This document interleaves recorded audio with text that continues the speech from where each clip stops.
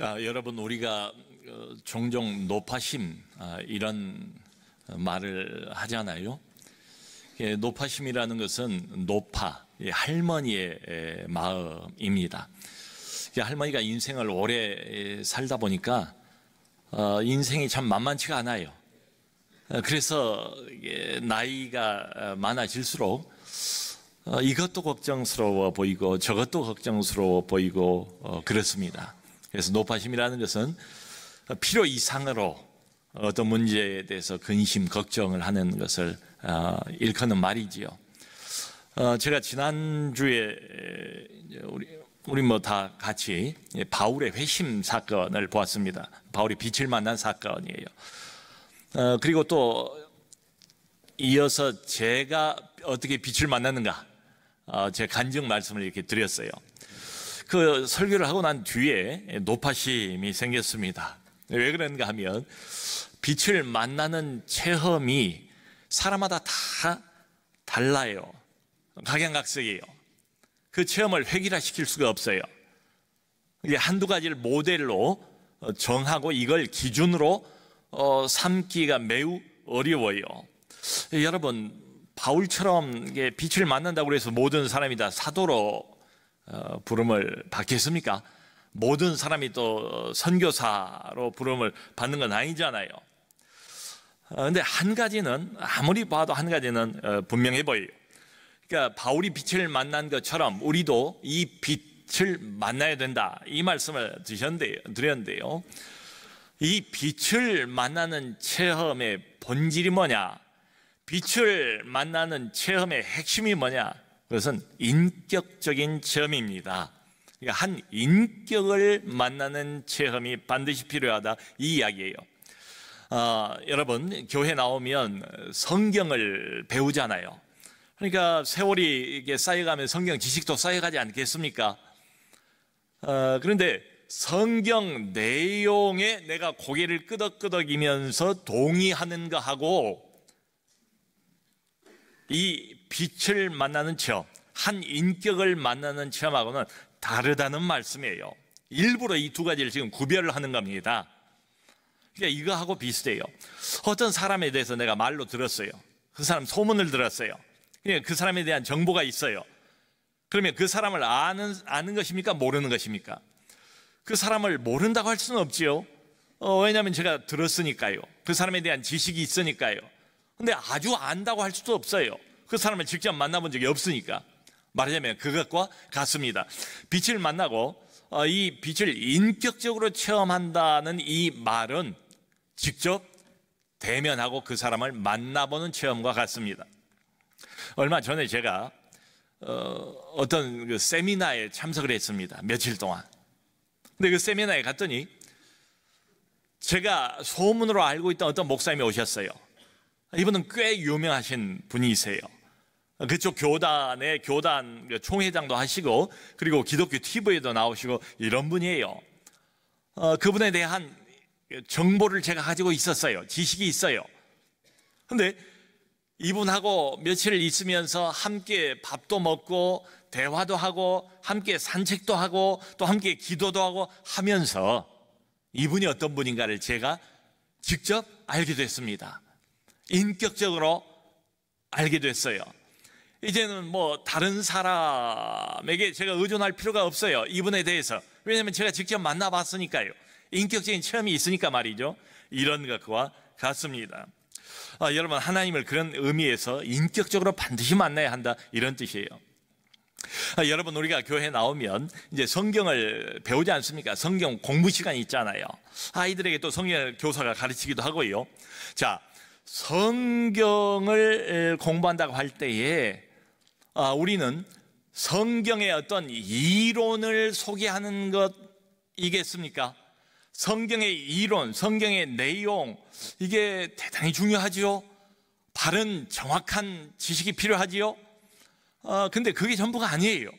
여러분, 성경을 아이들에게 또 누군가에게 가르친다고 할 때 성경 이론, 성경에 담겨있는 교리, 그 엑기스를 가르치는 데서 끝나버린다면 이거 좀 이게 많이 아쉽지요. 여러분, 성경을 가르친다는 것은 한 인격을 가르친다는 소리예요. 성경 이론을 소개한다는 것은 한 인격을 소개한다는 그런 이야기예요. 바로 창조주, 전능자, 만왕의 왕 되신 우리 하나님. 여러분, 하나님은 이론이 아니잖아요. 하나님은 물건이 아니잖아요. 하나님은 살아계신 분이잖아요. 우리가 인격을 가지고 있는 사람인 것처럼 우리 하나님께서 인격을 가지고 있는 분으로 우리는 알고 있지 않습니까? 자, 그런 차원에서 이 하나님과의 인격적인 만남이 절대적으로 필요하다, 이 말씀이에요. 왜냐하면 인격적으로 이분을 아는 그만큼만 꼭 증인 노릇할 수가 있어요. 여기 보면 이제 나중에 주님이 보내세요. 아나니아라는 사람을. 이 아나니아가 눈이 멀어 있는 사울에게 가서 그렇게 말하지 않습니까? 사울에게 이제 앞으로는 네가 보고 들은 것에 대하여 증인이 되리라. 보고 들은 것이 먼저예요. 증인 되기 이전에 먼저 봐야 돼요. 증인 되기 이전에 먼저 들어야 돼요. 이 빛을 만나야 돼요. 인격적인 만남이 없으면 증인 노릇 못해요. 그러니까 예수 그리스도를 인격적으로 만나는 것이 우선이다. 빛을 만나는 것이 이게 우선이다, 이 말씀이죠. 여러분, 이게 은혜의 원리입니다. 한 인격을 소개하는 것이기 때문에 내가 그 인격을 알지 못하면 말할 수가 없어요. 말할 거리가 없어요. 내가 만나지 못한 사람을 소개할 수가 없습니다. 내가 알지 못한 사람에 대해서 힘있게 뭐라고 말하기가 어렵잖아요. 내게 없는 것을 나눠줄 수가 없어요. 야, 여러분, 교회는 열심히 나오는 것 같아요. 근데 이상하게 영혼이 건조한, 영혼이 아주 메말라 있는 이런 사람들도 있어요. 그러니까 마치 먼지가 풀풀 날리는 것처럼 마른 바닥에 물기는 없고 먼지만 풀풀 날린 것처럼 영혼이 그런 상태인 사람도 없잖아 있어요. 영혼이 차가워요. 아주 그냥 겨울에 차가운 겨울인데 그 차가운 겨울에 차갑게 식어 있는 쇳덩어리를 만지는 것처럼 영혼이 차갑고도 딱딱하고 이런 상태. 그러니까 교회는 나와요. 예배 참석은 해요. 근데 한마디로 영혼이 무미건조해요. 아무 감정도 없어요. 찬송을 해도 아무 감정이 없고, 기도를 해도 아무 감정이 없고, 아무것도 느낄 수가 없고, 예배를 드려도 아무것도 건지는 게 없고, 느껴지는 게 없고, 오는 것이 없고, 와 닿는 게 없고, 그저 무미건조. 여러분, 이게 정상적인 상태겠습니까? 이게 바람직한 신앙이겠습니까? 우리 영혼의 바람직한 신앙 상태가 이런 것이겠습니까? 그럴 리가 없지요. 여러분, 성경을 보면 진정한 신앙에는 말이지요, 항상 이 살아계신 인격자이신 하나님을 만나는 데서 오는 특별한 감동, 특별한 감정, 특별한 정서가 늘 동반되게 돼 있습니다. 그렇다고 해서 아무 감정이나 좋다, 아무 느낌이나 좋다, 느낌이 크면 클수록 좋다, 이런 이야기는 아니에요. 잘못하면 엉뚱한 데로 우리가 빠질 수가 있어요. 그걸 붙잡아주는 기준이 뭔가 하면 그러니까 이겁니다. 우리가 어떤 참 신령한 체험을 했을 때에 참 복된 체험을 했는데 이 질문을 꼭 던져볼 필요가 있어요. 나는 이 체험을 통해서 예수 그리스도를 더 알게 됐는가?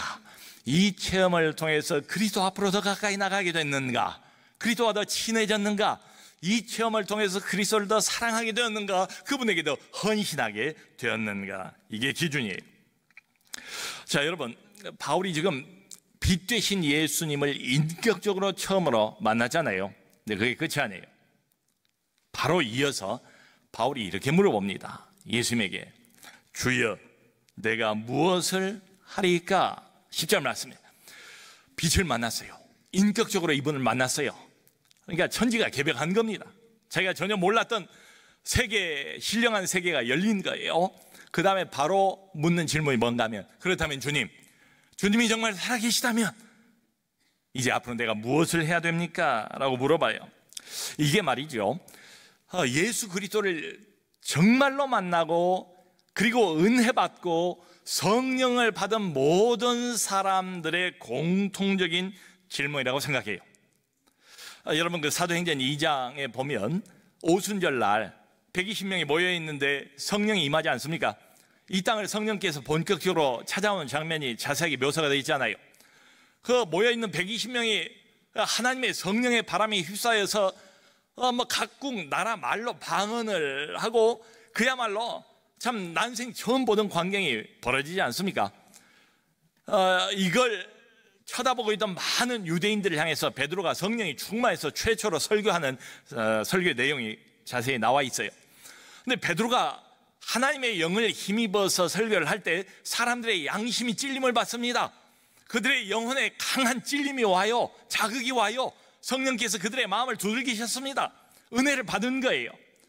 그 다음에 이 사람들이 이구동성으로 입을 모아서 뭐라고 말을 하는가 하면 이렇게 말합니다. 사도행전 2장 37절 보면, 그러므로 형제들아 우리가 어찌할꼬? 형제들아 그렇다면 우리가 어떻게 해야 되는가? 만일 당신의 말이 사실이라면, 우리가 지금까지 잘못 알고 있었는데, 잘못 보았는데 이제 바로 깨닫게 되었으니 이제 이후로는 우리가 어떻게 해야 되는가? 어찌할꼬? 지금까지 못 봤어요. 잘못 알고 있었어요. 하나님에 대해서, 예수님에 대해서, 교회에 대해서, 신앙에 대해서. 근데 이제 깨달았습니다. 성령의 역사입니다. 회개했습니다. 회개했어요. 근데 거기서 그치지 않아요. 진정한 회심에는 반드시 이 질문이 따라 나오게 되어 있습니다. 만일에 하나님이 이런 분이라면, 이런 분이 맞다면, 그렇다면 하나님, 앞으로 내가 어떻게 해야 됩니까? 내가 어떻게 살아야 됩니까? 이 질문을 반드시 던지게 되어 있습니다. 저는 말씀드린 것처럼 82년 3월 17일 빛이 찾아왔어요. 우리 주님께서 인격적으로 저를 만나 주셨습니다. 36년 전 이야기입니다. 그리고 난 뒤에 한 달 반 정도 있다가 5월 5일 날, 이날이 이제 어린이날이기 때문에 기억을 합니다. 어린이날 금식기도원으로 올라갔어요.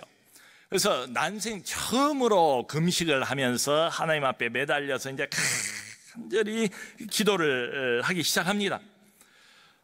왜 그런가 하면, 앞으로 그렇다면 내가 뭘 해야 되는지, 하나님이 살아계시고 살아계신 하나님이 성경대로 하나님이라면 내 인생에 대해서 어떤 플랜을 가지고 계시는지, 하나님 앞에서 내 인생 자체, 내 인생 전체 의미가 도대체 뭔지 알아야 되겠더라고요. 그리고 그런 하나님이 왜 나는 열심히 교회를 다녔는데 6년 동안 침묵하셨는지, 6년간 나를 내버려 두셨는지, 어차피 이런 식으로 나를 찾아오실 것 같으면 6년 전에 진즉 오실 것이지 왜 6년이라는 시간을 허비하게 하셨는지, 이런 것도 궁금했어요. 이제 물어보고 싶은 거예요. 근데 나중에 이제 시간이 한참 지나고 난 뒤에서야 깨닫게 되었습니다. 6년이 절대로 허비가 아니었다는 사실. 하나님께서 제가 6년 동안 받았던 당시의 그 훈련을 그대로 후에 아주 요긴하게 이렇게 사용하시는 것을 나중에 알게 되었습니다. 어쨌든 이분을 한 번 더 만나서 직접 이야기를 들어야 되겠다. 직접. 그래서 에스더처럼 죽으면 죽으리라, 이제 이런 결심을 갖고 응답받기 전까지는 내가 내려오지 않겠다라는 각오를 갖고 필사적으로 가서 금식을 하면서 매달리기 시작했습니다. 기도하기 시작했습니다. 그리고 그 결과 응답을 받아서 목사가 됐어요. 이것도 이제 노파심이 드는 거예요. 이 말을 하면서도 빛을 만났다고 해서 다 목사 되는 게 아니고, 응답 받았다고 해서 다 선교사 되는 건 아니잖아요. 여러분, 목사 되는 거 피할 수 있는 데까지 피해야 됩니다. 이거 저 진심으로 드리는 말씀입니다. 추천하고 싶지 않아요. 피할 수 있는 데까지 거절하시고 피하세요. 그래도 주님께서 이제 보면 바울을 계속 쫓아오십니다. 분명히 요구를 하세요. 피할 수 없는 지경까지 주님이 인도하세요. 오늘 본문을 보면 바울에게 두 번에 걸쳐서 사명을 주십니다. 첫 번째는 바울이 이 초자연적인 빛, 태양보다 더 밝은 신령한 빛을 만나고 난 다음에 눈이 멀어버려요. 근데 이 눈이 먼다는 것도 상징적인 의미가 있습니다. 이전에 내가 알고 있었던 모든 것에 대해서 눈이 멀어버려요. 이전에 내가 믿고 따라왔던 인생관 그리고 가치관, 여기에 대해서 눈이 멀어버리는 장면입니다. 그리고 안 보이니까 다른 사람 손에 이끌려서 다메섹 안으로 들어갑니다. 그래서 사흘 동안 아무것도 먹지 않고 식음을 전폐하면서 하나님 앞에 기도에 전념합니다. 그런데 그때 동시에 다메섹에 살고 있는 주님의 제자 아나니아에게 주님이 또 따로 나타나십니다. 이 사람은 오늘 본문에 소개되어 있는 것처럼 경건한 유대인이에요. 다른 유대인들에게 많이 칭찬을 받는 사람이에요. 그러면서도 이미 복음을 듣고 믿고 있는 사람이에요. 주님의 신실한 제자입니다. 이런 사람이야말로 유대인과 하나님, 사람과 하나님 사이에 가교 역할을 하기에 아주 적합한 사람이죠. 사람에게도 인정을 받고 하나님에게도 인정을 받는 사람이니까 말이죠. 이 아나니아를 주님이 사울에게 보내세요. 기도하고 있는 사울에게 가서 아나니아가 그에게 안수를 하면서 이렇게 말합니다. 형제 사울아 다시 보라. 형제 사울, 아주 같은 그리스도인 이 애정을 담뿍 담아서 형제 사울아 하면서 다시 보라. 오늘 설교 제목이 다시 보라예요. 다른 같은 간증을 기록하고 있는 걸 보면 이 순간에 바울의 눈에서 비늘 같은 것이 떨어졌대요. 근데 여기 오늘 기록이 되어 있잖아요. 즉시로 쳐다보게 됐대요. 형제 사울아 다시 보라 안수했더니 즉시로 눈이 열리고 즉시로 쳐다보게 됐어요. 여러분, 눈이 띄어졌는데 이게 중요합니다. 이젠 다른 눈이 띄어진 거예요. 이전의 눈과 달라요. 이건 영적인 눈입니다. 이건 믿음의 눈입니다. 영적인 개안을 한 거예요. 그 요한복음 보면 예수님께서 자기를 찾아 나온 니고데모에게 그런 말씀을 하지 않습니까? 니고데모는 학식이 많은 사람인데 아직 이 하나님을 못 봤어요. 하나님 나라를 못 봤어요. 신령한 세계에 대한 눈이 열리질 않았어요. 주님이 이런 말씀을 하세요. 니고데모야, 네가 거듭나지 않으면 하나님 나라를 결코 볼 수 없느니라. 거듭나지 않으면 아무리 눈을 씻고 봐도 안 보여요. 거듭나지 않으면 아무리 좋은 안경을 끼워도 안 보여요. 근데 사울은 즉시 보게 됐대요. 영적인 눈이 열렸어요. 거듭난 시각입니다. 하나님의 영이 임했습니다. 성령으로 충만했습니다. 이제 그전에는 못 보던 것이 보이기 시작하는 거예요. 안 보이던 것들이 비로소 본격적으로 보이기 시작한 시점이 바로 이 시점입니다. 이게 뭐하고 같은가 하면, 여러분 이제 외출하고 늦은 밤에 집으로 돌아왔어요. 그러면 깜깜하지 않습니까? 깜깜해, 안 보여요. 근데 불만 켜면 눈에 다 들어오잖아요. 갑자기 다 보이잖아요. 즉시로. 그러니까 소파도 보이고 거실에 있는, 그리고 매달려 있는 TV도 보이고, 그리고 탁자 위에 있는 주전자도 보이고 다 보입니다. 자, 그러면 여러분 한번 생각해 봅시다. 그러면 불 켜기 전에는 거기에 그 자리에 없던 것이 불을 켜자마자 그 순간 거기에 등장을 했습니까? 아니지요. 원래 있었지요. 그 자리에 존재하고 있었지요. 근데 내 눈이 닫힌 거지요. 빛이 없으니까 내가 못 봤던 거지요. 그런 겁니다. 하나님은 살아계셨습니다. 하나님은 일하고 계셨습니다. 하나님은 내 인생을 여기까지 조목조목 앞장서서 이끌어 오셨어요. 근데 내가 못 봤을 뿐이에요. 근데 성령의 빛이 켜지자마자 갑자기 이 모든 것이 다 보이기 시작하는 겁니다. 바울이 그런 거예요. 하나님의 나라가 보입니다. 하나님의 역사, 하나님의 일하심이 보이는 거예요. 하나님의 교회가 보입니다. 그리고 하나님의 사람들이 확연히 눈에 들어오게 된 겁니다. 여러분, 사람이 교회를 다니면서도 실제로 달라지기 시작하는 시간이 언젠가 하면 바로 이 지점이에요. 왜 그런가 하면 단순한 이유 때문에 그래요. 안 보이던 게 이제는 보이니까 말이지요.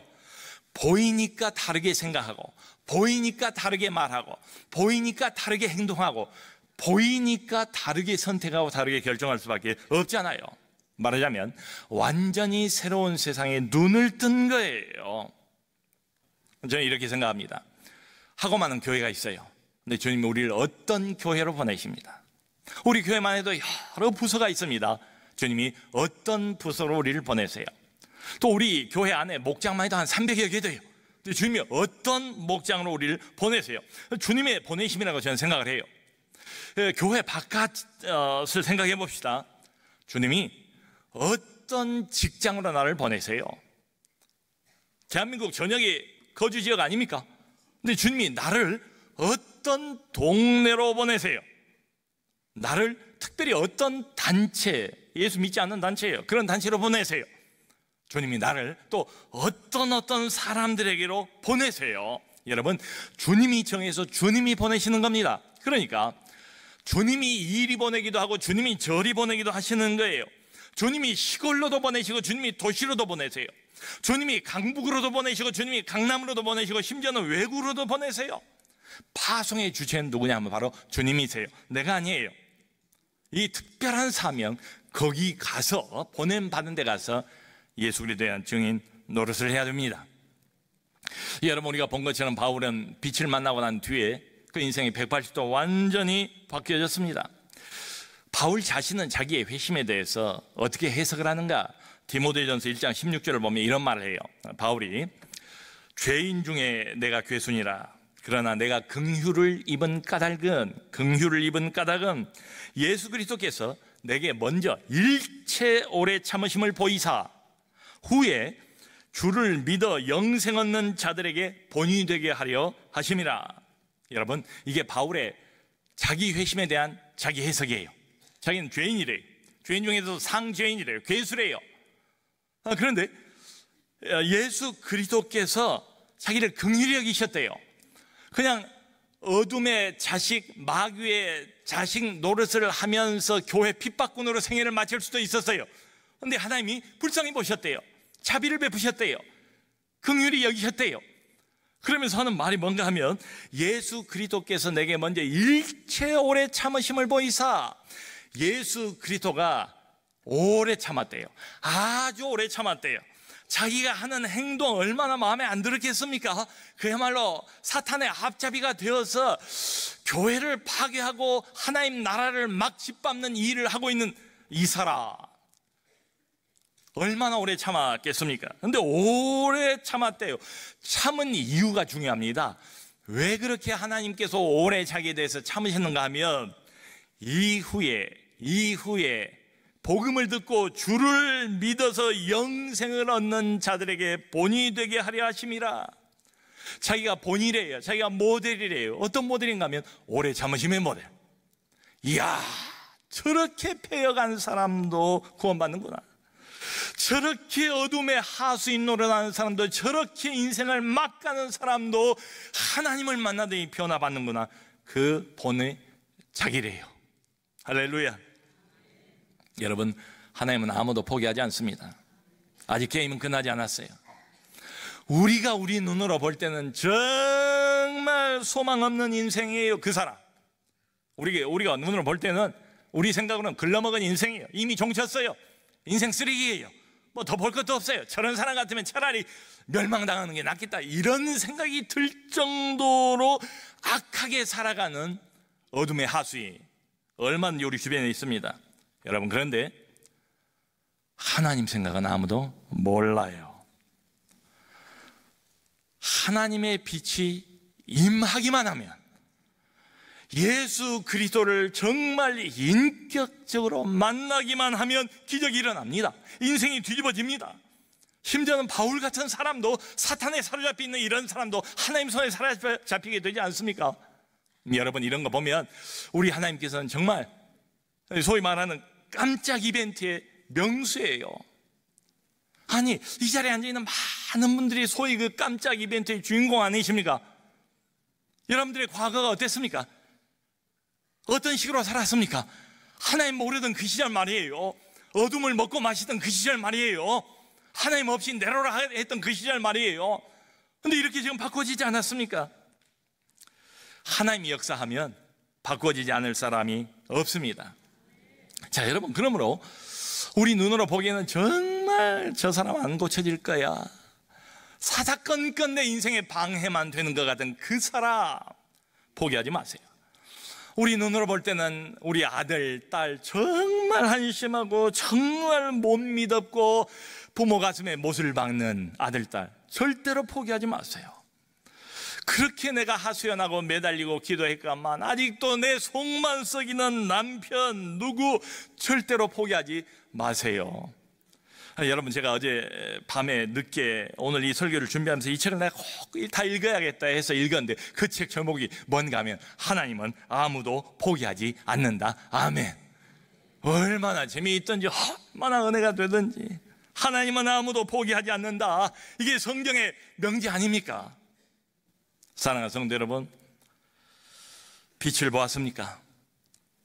예수님을 만나셨습니까? 눈을 떴습니까? 내가 너를 보내리라. 내가 너를 보내리라. 보냄 받은 사람이 있어요. 주님이 붙여준 사람이 있어요. 그 보냄 받은 사람에게 가세요. 가셔서 믿음으로 내가 보았던 그 빛에 대해서, 내가 만났던 그 살아계신 하나님의 아들, 인격자이신 예수 그리스도에 대해서 증언하는 증인 다 되시기를 주님의 이름으로 축원합니다.